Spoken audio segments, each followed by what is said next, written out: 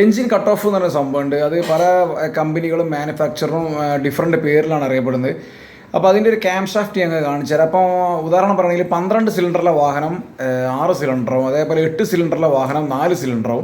അപ്പോൾ അങ്ങനെയാണ് ഇതിൻ്റെ കൺഫിഗറേഷൻ വരുന്നത്. അതേപോലെ 4 സിലിണ്ടറിലെ വാഹനം ചിലപ്പോൾ 2 സിലിണ്ടറിലും ഓടും. അങ്ങനത്തെ ഒരു സിറ്റുവേഷനൊക്കെ വരുന്നുണ്ട്.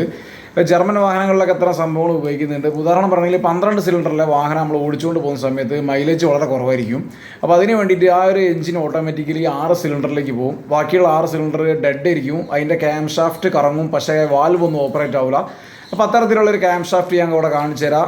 അത് കണ്ട് ഞാൻ ശരിക്കും മനസ്സിലാവും അതിൻ്റെ അകത്തുള്ള ആ സിസ്റ്റം എന്തൊക്കെയാണ് വർക്ക് ചെയ്യുന്നത്. 12 സിലിണ്ടറിലെ ഒരു വാഹനത്തിൻ്റെ ഒരു ക്യാം ഷാഫ്റ്റ് ഇട്ടത്. അപ്പോൾ ഒരു സൈഡിൽ 2 ക്യാം ഷാഫ്റ്റ് വരുന്നുണ്ട്. ഈ ഒരു ക്യാം ഷാഫ്റ്റ് കാണാൻ ഇവിടെ അങ്ങോട്ടും ഇങ്ങോട്ടും സ്ലൈഡ് ചെയ്യും.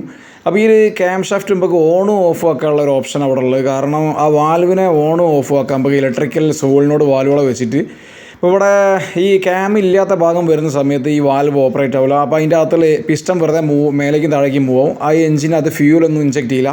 അങ്ങനെയാണ് ഈ ഒരു സിസ്റ്റം വരുന്നത്. ബെൻസിൻ്റെയൊക്കെ ഹൈബ്രിഡ് എഞ്ചിനിലും ഈ ഒരു എഞ്ചിൻ കട്ട് ഓഫ് ചെയ്യാൻ വേണ്ടിയിട്ട് ഈ ഒരു സിസ്റ്റം ഉപയോഗിക്കുന്നുണ്ട്. ഇത് ബെൻസിൻ്റെ ഒരു ഹൈബ്രിഡ് എഞ്ചിൻ കേട്ടോ. ഇതിൽ പെട്രോൾ എഞ്ചിൻ ഓഫായി കിടക്കുന്ന സമയത്ത് ഈ ഒരു എഞ്ചിൻ വെറുതെ കിടന്ന് കറങ്ങും. ഇതിൻ്റെ ക്രാങ്ക് ഷാഫ്റ്റും അതേപോലെ പിസ്റ്റണൊക്കെ മൂവ് ചെയ്യും. പക്ഷേ ഇത് ഇലക്ട്രിക്കലേക്ക് ഓടും. ഈ ഒരു